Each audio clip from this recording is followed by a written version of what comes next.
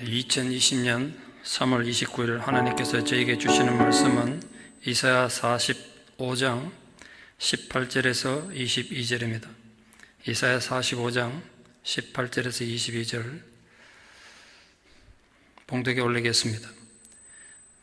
대저 여호와께서 이같이 말씀하시되 하늘을 창조하시니 그는 하나님이시니 그가 땅을 지으시고 그것을 만드셨으며 그것을 견고하게 하시되 혼돈하게 창조하지 아니하시고 사람이 거주하게 그것을 지으셨으니 나는 여호와라. 나 외에 다른 이가 없느니라.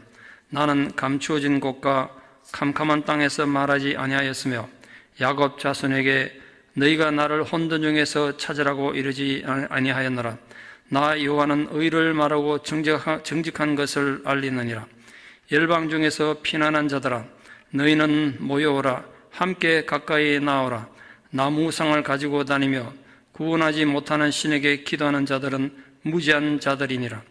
너희는 알리며 진술하고 또 함께 의논하여 보라. 이 일을 옛부터 듣게 한 자가 누구냐? 이전부터 그것을 알게 한 자가 누구냐? 나 여호와가 아니냐? 나 외에 다른 신이 없나니 나는 공의를 행하며 구원을 베푸는 하나님이라. 나 외에 다른 이가 없느니라. 땅의 모든 끝이여 내게로 돌이켜 구원을 받아라. 나는 하나님이라.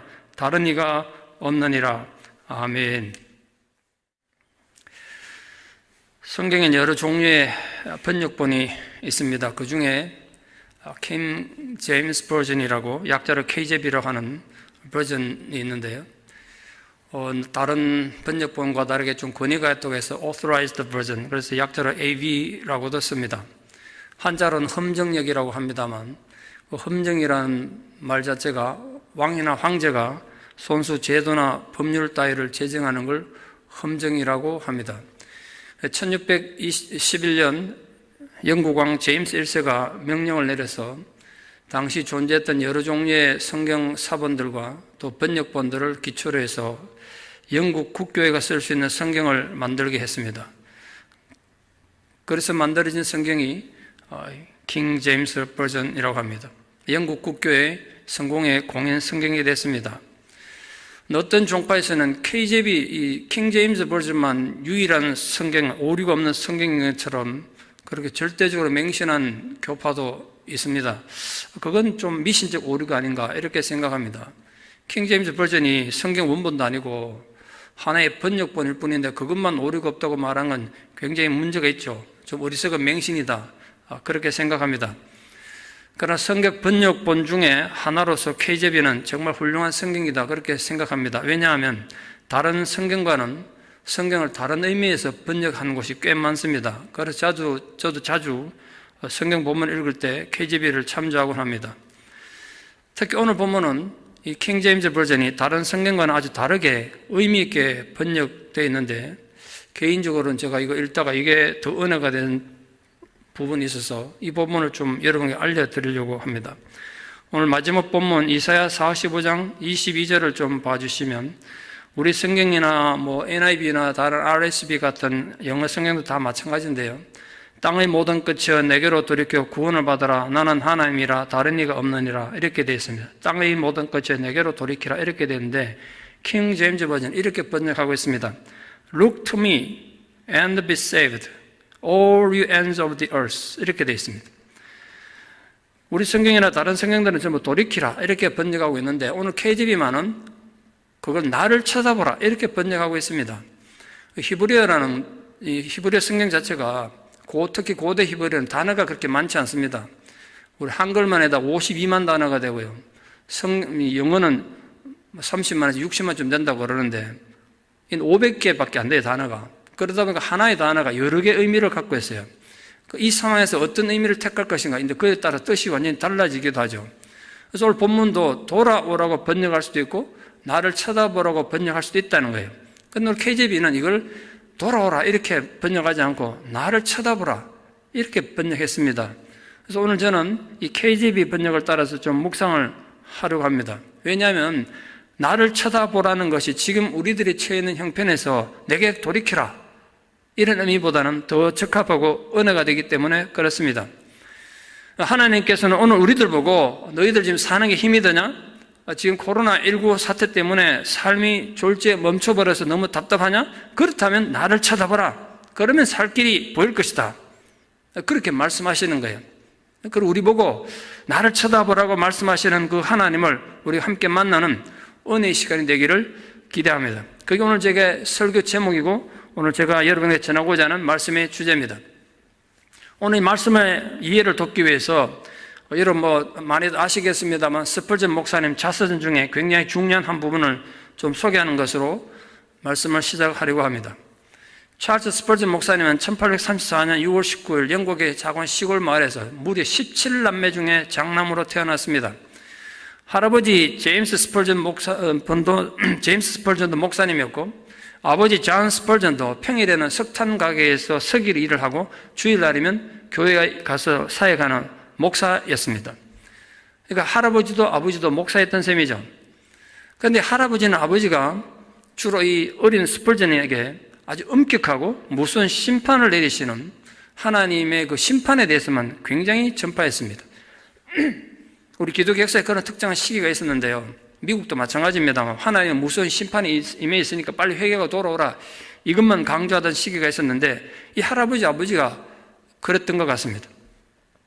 그 결과 어린 스펄전은 성격이 아주 정직하고 올곧은 성격의 소유자가 되긴 했어요. 왜냐하면 하나님이 심판한다는 게 너무 무서우니까.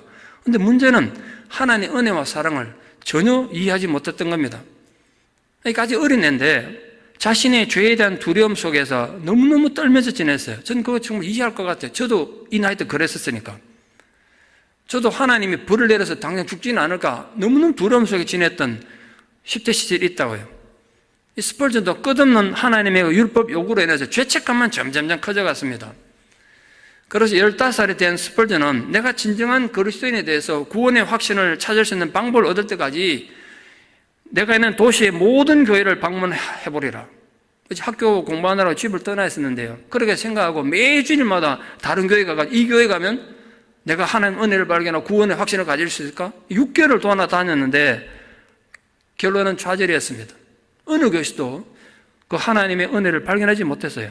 여전히 이 스펄전이 죄책감에서 벗어날 수 없었습니다. 그는 예수님께서 인간의 죄, 특히 자신의 죄 때문에 십자가에 못 박혀 돌아가셨다는데 그걸 이해할 수가 없었습니다. 신이신 그분이 어떻게 나를 위해 십자가에 죽으시는가? 이해가 안 되니까 죄책감만 더 깊어진 거죠. 그래서 깊은 죄의식 때문에 자서전에 보면 차라리 나는 개구리나 두꺼비가 됐으면 좋겠다. 그러면 죄책감은 없을 거니까 이렇게 써놨어요. 15살 전무로 가던 1849년 12월에 지금 우리가 코로나19 사태 때문에 전부 학교들이 문을 닫고 있는 것처럼 그때 영국에 열병이 돌아가지고 학교가 휴교령이 내렸습니다. 학교에 있을 수 없게 돼서 집으로 돌아가게 됐죠. 1850년 1월 6일 주일 아침이었습니다. 스펄전은 한결 눈처럼 차갑게 얼어붙은 마음을 안고 아무런 소망 없이 그날도 죄책감에 젖어서 타박타박 걷고 있었습니다. 그때 눈보라가 막 치고 있었는데 그 눈보라 속을 걸어가고 있었어요. 근데 길을 걷다 보니까 눈보라가 너무 거세져서 도저히 견딜 수 없어서 피할 곳을 찾다가 거기를 많이 지나다녔습니다만 예전에는 그런 교회가 있는지조차도 몰랐다 아주 작은 교회를 발견하게 됐습니다. 그 교회를 들어갔어요. 그 교회가 알트머리 스트레이트 초대 감리교회였는데 주일이니까 이미 들어가니까 예배가 시작되고 있어서 성도들이 뜨겁게 찬송을 부르고 있었습니다. 근데 하필 그날 이 눈보라 때문에 길이 막혀서 목사님이 못 온 거예요. 예배인단을 목사님이 못 오셨어요. 시간은 자꾸 흘러가고. 그러니까 깡마르고 아주 키가 큰, 나중에 보니까 그분이 구두수순공이었는데요. 어떤 평신도 나와서 목사님이 이 눈보라 때문에 못 오시는 것 같다고 자기가 대신 설교하겠다고 성경을 읽었어요. 그 본문이 오늘 우리가 읽은 이사야 45장 22절이었어요. 그분은 그날 이사야 45장 22절 한 절만 읽었어요. 그때 읽었던 성경이 바로 KJV였습니다. 그는 발음도 정확하지 않았고 많은 학식도 없는 듯 했습니다. 아주 무식해 보였어요. 그럼에도 불구하고 그날 스펄전은 자신의 운명을 뒤바꿔 놓는 그런 설교를 거기에서 듣게 됩니다. 스펄전이 마음을 사로잡았던 그 설교 내용, 그의 자서전에 있는 걸 간략히 좀 요약하면 이렇습니다. 사랑하는 형제들이여, 실로 오늘 말씀은 아주 간단합니다. 성경은 우리 보고 쳐다보라고 말씀합니다. 그리고 손과 발을 움직일 필요가 없습니다. 단지 쳐다보기만 하면 됩니다. 누구든지 바라볼 수 있습니다. 10년 어린아이도 바라볼 수 있습니다. 오 불쌍한 죄인들이여, 나를 쳐다보라, 나를 쳐다보라. 당신이 바로 이 순간에 그 말씀에 복종한다면 구원을 받을 것입니다. 나를 쳐다보라. 나는 십자가에 달려 죽었고 묻혔노라. 그러니까 나를 쳐다보라. 나는 다시 살아나노라. 나를 쳐다보라. 나는 하늘에 들림을 받았노라. 나를 쳐다보라. 나는 지금 하나님 오른편에 앉아있노라. 오 불쌍한 죄인들아 나를 쳐다보라. 이렇게 설교하다가 지금 처음 이 교회에 왔는데 스펄전이 좀 힘들어 보였는지 이 설교하시는 분이 스펄전을 지목해서 이렇게 말했습니다. 젊은이여, 당신 지금 보니까 매우 비참하게 보입니다. 예수 그리스도를 쳐다보십시오. 쳐다보십시오. 쳐다보십시오. 그 3번을 외쳤어요. 당신이 할 일은 예수님을 쳐다보는 것 그것뿐입니다. 그렇게 말했습니다. 스펄전은 바로 그 순간 드디어 구원 얻는 방법을 알게 됐고 자신의 영혼이 드디어 구원받았음을 확신하게 됐습니다. 그날 나를 쳐다보라는 그 한마디 말씀이 고통에 쌓여있던 이 스펄전 마음을 마치 눈 녹듯이 녹게 만들었습니다. 그제야 자신이 그리스도로 말미암아 모든 죄로부터 구원받았음을 확신하게 됐습니다. 그동안은 예수님 십자가 죽음이 도대체 나와 무슨 상관이 있는가 알지 못했습니다. 근데 그날 드디어 그는 십자가에 달린 예수를 쳐다보는 자가 된 것입니다. 스펄전은 그 순간에 자기가 느꼈던 구원의 체험을 자기 일대기에 이렇게 적고 있습니다. 이렇게 회상합니다. 그때 그곳에서 구름이 그쳤습니다. 어둠은 물러가고 밝게 빛나는 태양을 보았습니다. 그 행복의 날 내가 구세주를 발견하고 그분의 사랑스러운 발치에 올라가는 법을 알게 되었던 그날을 결코 잊을 수 없습니다. 예수님을 쳐다보는 것만으로 나에게 변화가 일어났습니다. 그날의 회심은 이 스펄전 목사님 일생을 바꿔놓는 중요한 계기가 됐습니다. 그때부터 이 스펄전 목사님은 하나님에 대한 이해가 완전히 바뀌었습니다. 그전에는 하나님은 율법을 강요하며 인간이 조금 잘못하면 심판하기를 즐기는 그런 신으로 생각했는데 하나님이 그런 신이 아니라 사랑으로 감싸주는 분이라는 걸 알게 됐어요. 그 하나님은 형언할 수 없는 사랑으로 머리털보다 더 많은 자신의 죄를 용서하는 분이라는 걸 알게 됐습니다. 자비로운 하나님은 헤아릴 수 없는 인간들의 죄를 기억조차 하지 않는 분이라는 걸 알게 된 거예요. 사랑하는 성도 여러분, 그 자비의 하나님은 오늘 우리에게도 동일한 약속을 하고 계십니다. 우리가 처한 환난 가운데서 우리를 건지실 뿐 아니라 영화로운 존재로 이렇게 세워줄 것을 오늘 하나님 말씀을 통해 약속하고 계십니다. 하나님 우리를 영화롭게 해주신다면 인간이 주는 영광과 영예하고는 비교가 안 되죠. 예를 들어서 모세가 애굽에서 계속 머물러 있었다고 한번 가정해 봅시다. 그래서 애굽의 왕조로서 대장군이 되고 군대의 사령관이 됐다고 한번 가정해 봅시다. 아니 어쩌면 운이 좋아서 그 당시 정치적 상황이 그랬으니까 애굽의 왕이 됐을 수도 있죠. 그 현대까지 애굽의 위대한 왕으로 알려져 있다고 상상해 봅시다. 그러나 그 모든 것이 하나님께서 모세에게 주신 그 영광과 어떻게 비교할 수 있겠냐 말이에요. 세상의 영화는 지나가는 구름 같은 것입니다. 다만 하나님이 주시는 영화만이 영원한 것입니다. 하나님께서는 우리를 그 하늘의 영화로운 존재로 세우시겠다고 약속하신 것입니다. 물론 하나님이 인간을 영화롭게 하는 방법은 아주 많을 겁니다. 무엇보다 어떤 상황이나 환경에서 우리를 자신의 친구처럼 대해주시는 그 하나님의 은혜보다 인간을 더 영화롭게 하는 건 없다고 생각합니다. 우리를 친구처럼 불러주시고 만나신 그 하나님, 우리가 오늘 예배를 통해서 여러분 가정에서 우리와 그렇게 친근하게 다가오신 그 하나님을 좀 만나서 그 하나님과 친근해졌으면 좋겠습니다. 우리 봉준호 감독이 아카데미상 받고 세계적 성공을 거두고 나니까 본강도 하고 자신하고 특별한 관계가 있다고 나서는 개인과 단체와 지방도시들이 수없이 나타나고 있다고 뉴스에 나오는 걸 봤습니다. 많은 도시들이 본감독과 관계된 박물관, 기념관을 만들겠다고 나섰습니다. 왜 그렇습니까? 이 본감독하고 자기들이 친하다는 게 지금 현재 봐서 영광이란 거죠. 그렇다면 인간이 하나님과 친구가 됐다면, 하나님과 그렇게 친근하다면 그보다 더 큰 영광이 어디 있겠습니까? 우리가 무엇을 쳐다보냐에 따라서 사물을 보는 관점이 완전히 달라지는 거 아니겠습니까? 우리 눈을 어디에 두냐에 따라서, 세상에 두느냐 아니면 하나님께 두느냐에 따라서 우리 인생은 완전히 달라지게 돼 있어요. 지금 코로나19로 미국에서 확진자가 세계에서 제일 많이 나왔습니다. 아침 뉴스 보니까 12만 5천 명이라는데 뭐 지금 더 늘어났겠죠. 그런 상황에서 우리는 무엇을 쳐다볼 것이냐 이거죠. 하나님을 쳐다보는 자들은 누구든지 구원을 얻을 것이다. 오늘 그렇게 약속하셨습니다. 우리는 그것을 믿습니다. 우리는 신앙인입니다. 물론 우리도 병들고 아프기도 하고 사고를 당하기도 합니다. 예측하지 못하는 사고를 당해 어려움을 겪기도 하는 것을 인정해요. 그럴 때 우리는 세상을 바라보기 쉽고 누가 내게 좀 도움을 줄 것인가, 내게 도움이 될 권력자를 의지하기 쉽죠. 그러나 우리가 오늘 신앙으로 고백하는 자가 되기 바랍니다. 나는 이 힘든 상황에서 하나님을 쳐다볼 것이다.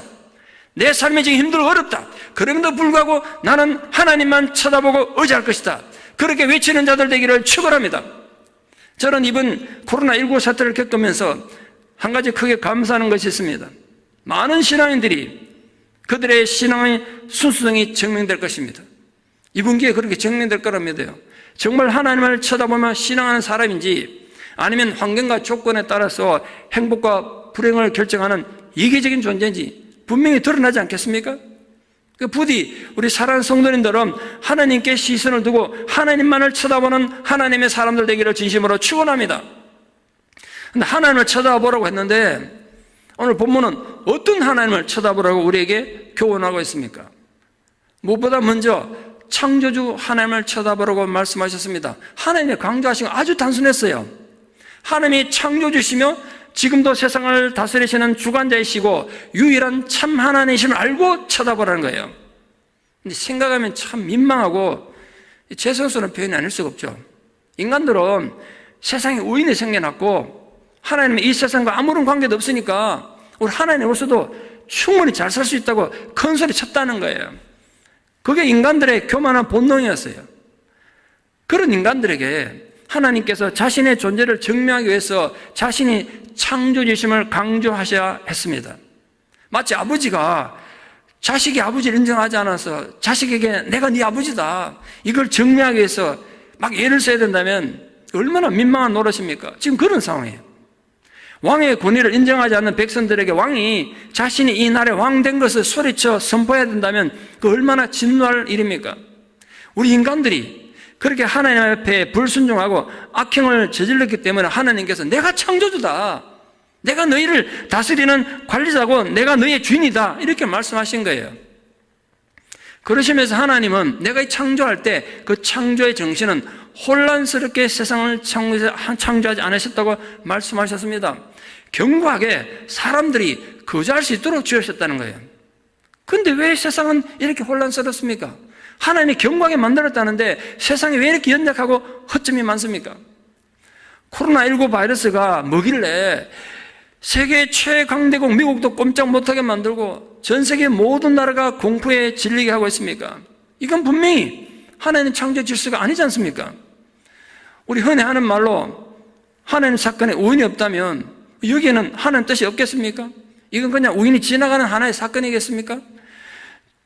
지금 이 사건 속에는 하나님의 가르침과 교훈이 없겠습니까? 하나님은 세상을 결코 헛되게 창조하지 않으셨다고 오늘 선언하셨습니다. 그렇다면 확실한 목적을 가지고 질서정연하게 창조한 것이 분명하지 않겠습니까? 그러므로 인간의 전 역사는 하나님의 창조의 목적을 향해 달려가고 있습니다. 이번에 코로나19 사태를 보면서 저는 정말 뼈저리게 깨달았습니다. 현미경으로 하나 봐야 겨우 볼 수 있는 눈에 보이지도 않는 작은 세포 덩어리인 바이러스 앞에서는 최첨단 무기도 아무 소용없고요, 최첨단 과학도 아무 소용없었어요. 인간들이 과학을 맹신해서 복제양 둘리를 만들어낸 게 벌써 25년 전입니다. 저는 지금도 그때 뉴스 생생히 기억하는데요. 마치 생명을 창조하는 신의 경지에 인간들이 도달한 것처럼 세상이 떠들썩했습니다. 그럼 보십시오. 부정할 수 없는 인간의 한계를 우리 목표하고 있지 않습니까? 복제양 둘리를 만들면 뭐합니까? 이 작은 세포 하나 통제 못해서 전 세계가 이 난리를 치는데, 다시 말씀드립니다. 하나님은 세상을 헛되게 창조하지 않으셨습니다. 하나님이 창조하셨으니 그 속에는 하나님의 계획과 질서가 있는 것입니다.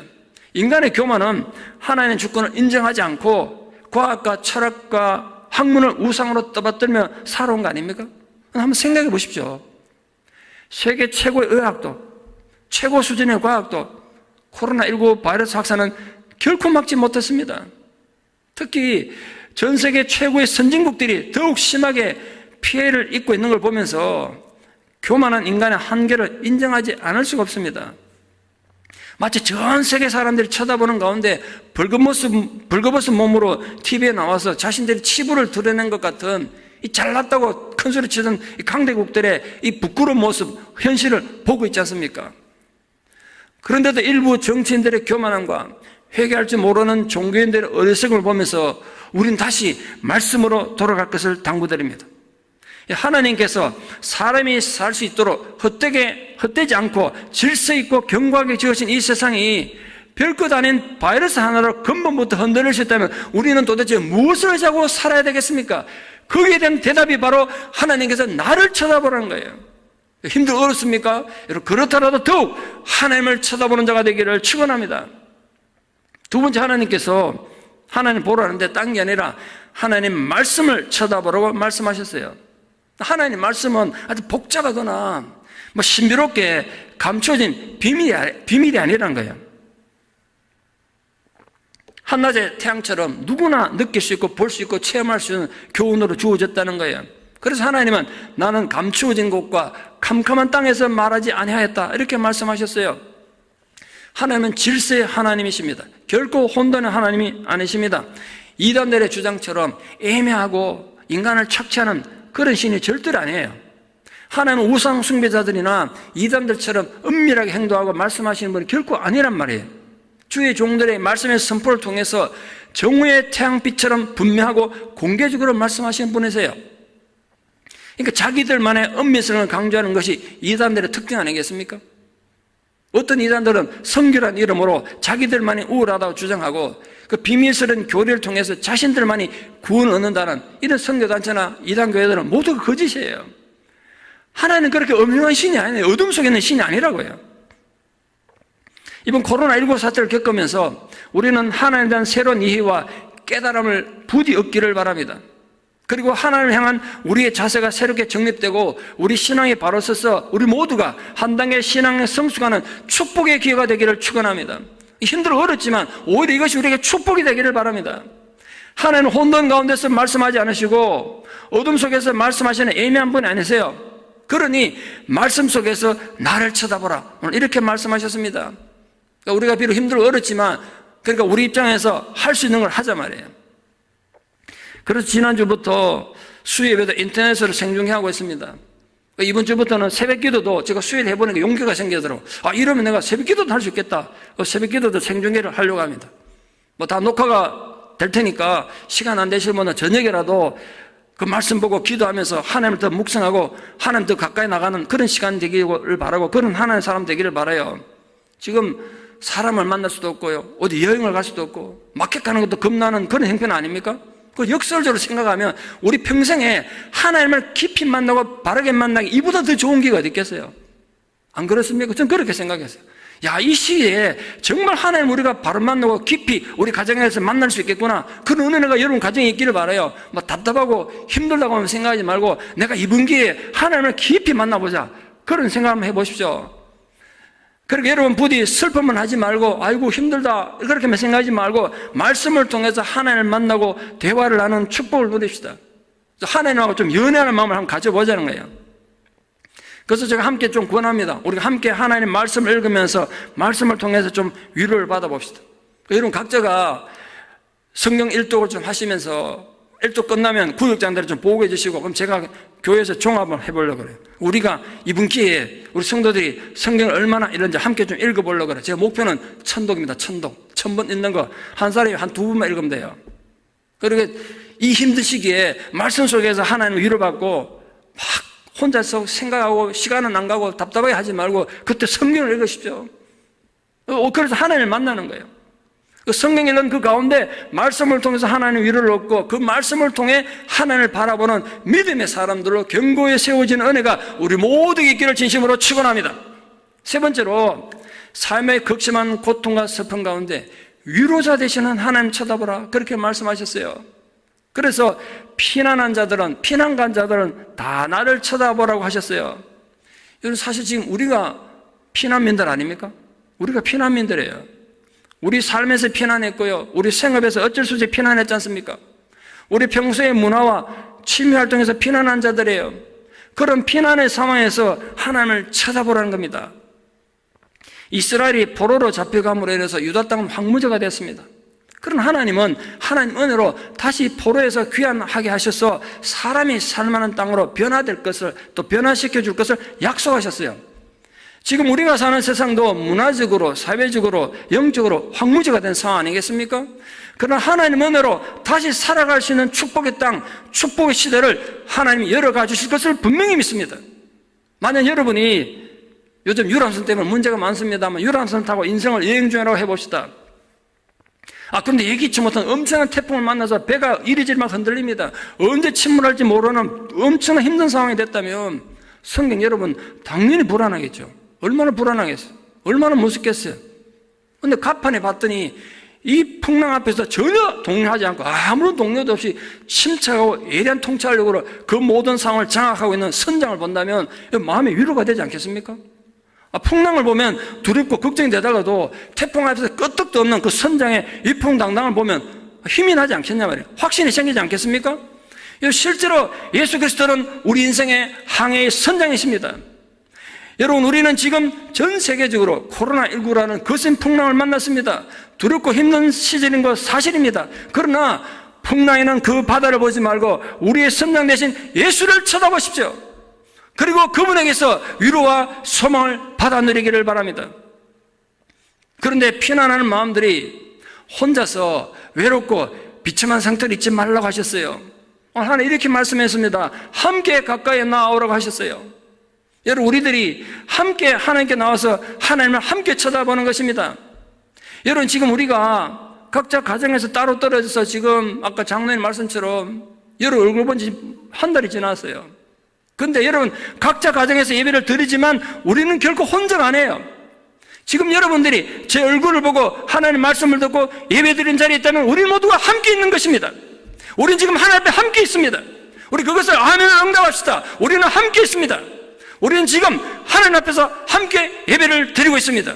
장소가 뭐가 중요하겠어요? 우리는 이 시간 함께 하나님을 쳐다보는 것입니다. 우리는 절대로 혼자가 아닙니다. 여러분, 집에만 머물러 있어서 외로운 마음이 들 수도 있고 우울한 마음이 들 수 있겠지만 절대로 잊지 마십시오. 우리는 함께 있습니다. 여러분 모두가 제 마음에 있습니다. 우리가 하나님 앞에 함께 있습니다. 그리고 정말 주의할 점이 있습니다. 우리가 평소에 하나님 아닌 것을 신경 쓰고 관심을 두느라 하나님을 사랑하는데 소홀하고 하나님 예배하는데 등한시했던 모든 것들을 이번 기회에 다 내다버리는 결단이 있기를 바랍니다. 이번에 그런 걸 정말 많이 생각했어요. 그걸 성경에서는 나무 우상이라고 말하고 있습니다. 우리를 구원하지도 못하는 그런 어리석은 것에 목매다는 무미한 자들이다, 무지한 자들이다 이렇게 말하고 있지 않습니까? 우리는 우리 안에 있는 모든 우상을 버리기를 바랍니다. 이번 기회에 자기 확신이라는 거짓의 우상들, 자기 우울감이라는 교만의 우상들, 나태하고 타락하고 엄난한 모든 정서적 감정적인 우상들을 버리고 경건한 하나님 자녀로 우뚝 서서 하나님만 쳐다보는 자들 되기를 축원합니다. 그렇다면 결론적으로 우리가 어떻게 해야 하나님 쳐다보는 신앙인이 될 수 있겠습니까? 첫째로 오늘 본문에서는 우리들이 하나님을 쳐다보는 자들이 되기 위해서 아래를 보지 말고 위를 바라봐라. 위를 보라는 거예요.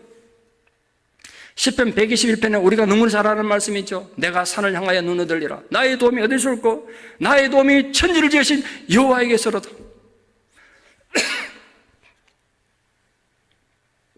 하나님은 태초에 천지를 창조하셨을 뿐 아니라 영원토록 이 만물을 주관하시기 때문에 인생의 근본적인 도움은 하나님께로부터 오는 것입니다.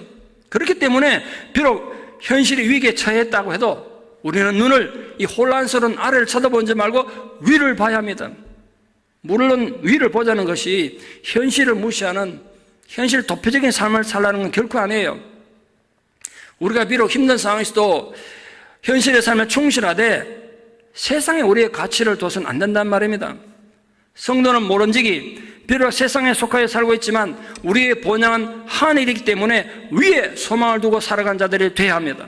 두 번째로 우리가 하나님을 쳐다보는 자가 되기 위해서는 뒤를 보지 말고 앞을 보라는 거예요. 미래를 보라는 거예요. 성경에 나오는 하나님 위대한 영웅들이나 역사 속의 모든 위대한 믿음의 사람들 하나의 공통점이 있습니다. 그들은 과거의 실패나 현실의 고통에 얽매이지 않고 미래를 보고 열심히 살았던 사람들입니다. 사도 바울은 자신의 파란만장한 한 생애를 끝나면서 자신의 신앙의 목표, 삶의 목표를 우리에게 유산으로 남긴 것으로 유명합니다. 그는 감옥에 갇혀서 언제 죽을지 모르는 고난 속에서 이렇게 고백했습니다. 나는 뒤에 있는 것을 잊어버리고 앞에 있는 것을 잡으려고 표대를 향하여 쫓아가노라. 이런 과거를 돌아보고 과거 영면의 사람은 결코 앞으로 나갈 수가 없죠. 노예로 살던 애굽에서 자유를 얻어서 광야에 나왔던 이스라엘 백성들의 치명적인 약점이 뭔지 압니까?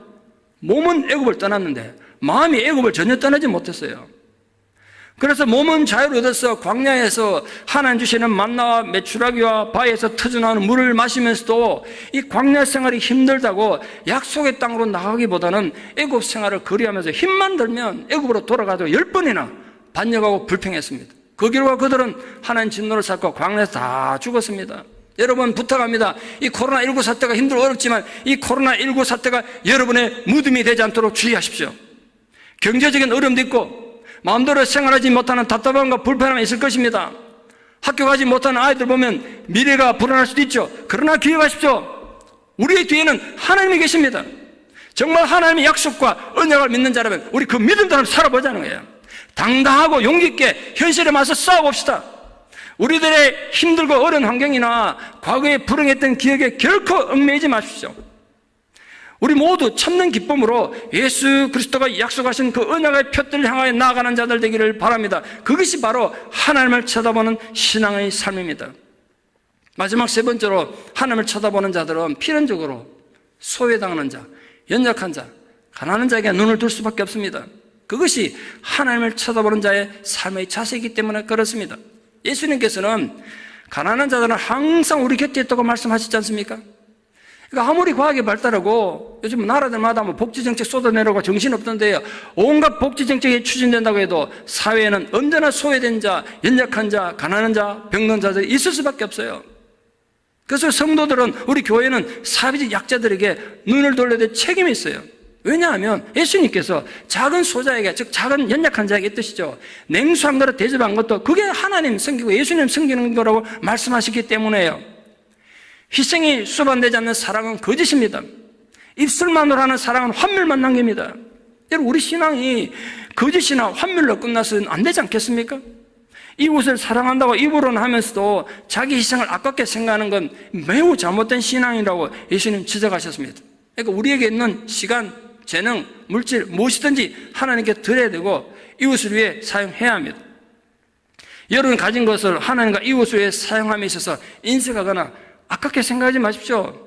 여러분의 것을 좀 더 쓸지 않고 도둑도 들지 않는 하늘 창고에 쌓아두는 일인데 왜 아깝게 생각하겠습니까? 우리의 소망은 하늘에 있습니다. 그렇다면 우리 보물도 이 땅에는 하늘에 쌓아둬야 되지 않겠습니까? 제가 최근에 가수 션이라는 분의 간증을 들었는데요. 뭐 그분에 대해서 아시는 분 많으시겠습니다만 혼자 지금 900명의 아이들을 후원하고 있더라고요. 900명. 그런데 자기는 아직 자기 집도 없대요. 자기 아이가 4명이나 되는데 매달 통장은 제로 시작한대요. 자기도 이익 안 된대요. 다음 때 어떻게 살았지? 통장은 제로래. 근데 매달 하나님 채우셔가지고 후원비만 한 달에 수천만 되는데 그걸 감당하게 된다고 간증을 했습니다. 이분이 그동안 남도 없는 후원한 금액이 한 50억쯤 됩니다. 근데 자기 집도 없어요. 만약에 그 사람이 50억 가지고 샀으면 빌딩을 안 샀겠어요?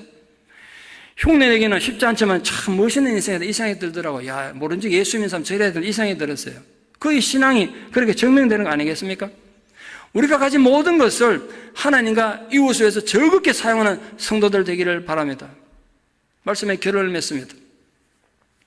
웨일즈의 격언에 이런 말이 있습니다. 이 세상의 복잡한 상황 속에 하나님만이 아시는 세 가지가 있다. 모든 일의 시작과 원인 그리고 결과이다. 지금 코로나19 사태 같은 일이 왜 일어났는지는 하나님만이 아실 것입니다. 언제 어떻게 끝날 것인지도 하나님만이 아실 것입니다. 인간이 할 수 있는 최선을 다해 노력하고 물론 애를 써야죠. 그러나 신앙인들은 궁극적으로 하나님의 일하심을 기대해야 합니다. 그러므로 우리가 당하는 모든 시험에서도 확고부동하게 쓸 수 있도록 우리 마음은 소망에 굳게 서야 합니다. 세상에서 무시를 당해서 마치 쓰레기 같은 무가치한 존재로 취급을 받더라도 우리가 하나님 자녀라는 신앙 고백을 굳건히 함으로써 창조주 하나님의 위로와 보호 가운데 살아가기를 바랍니다. 세상을 창조하시고 다스리시는 하나님은 하나님의 자녀들이 멸망하도록 절대로 방관하지 않을 것이고 우리를 존귀한 존재로 이렇게 세우실 것이기 때문에 그렇습니다. 우리가 이 사실을 인정하지 않고 믿지 못한다면 우리가 이 절망의 시기에 전혀 소망을 갖지 못할 것이고 살아갈 모든 용기를 잃고 말 것입니다. 그러므로 사랑하는 여러분 가정 안에서 힘든 어려운 여러분 삶의 현장에서 하나님을 쳐다보십시오. 그리고 희망을 가지십시오. 용기를 회복하십시오. 매일의 절망을 말씀으로 이겨내 봅시다. 우리 마음 안에 일어나는 불안과 두려움을 하나님의 사랑으로 정복하십시오. 그리고 하나님을 쳐다보십시오. 그리고 우리 모두가 위대한 승리자가 되기를 진심으로 축원합니다. 기도드리겠습니다. 천지 만물을 창조하시고 영원토록 사랑과 자비하심으로 돌보시는 하나님 아버지, 우리가 존재하는 모든 상황에 대하여 감사를 드립니다. 우리가 지금 비록 코로나19라는 천재의 질병으로 인해서 온 세계가 위기를 겪고 있지만 그래도 우리는 하나님만을 쳐다볼 것을 결단합니다. 오늘 우리에게 주시는 말씀처럼 우리가 위로자 되시는 하나님을 쳐다보고 말씀 속에 거하시는 하나님을 쳐다보는 자들이 되게 하여 주시옵소서. 비록 우리 현실이 힘들고 어려운 것이 사실이지만 그래도 우리가 아래를 보지 않고 위를 보는 자들이 되게 하여 주시옵소서. 우리의 불행했던 과거의 얽매인 자들이 아니라 주께서 언약하신 소망과 승리의 내일을 바라볼 수 있는 믿음의 승리자들이 다 되게 하여 주시옵소서. 예수님 이름 받들어 기도드리옵나이다. 아멘.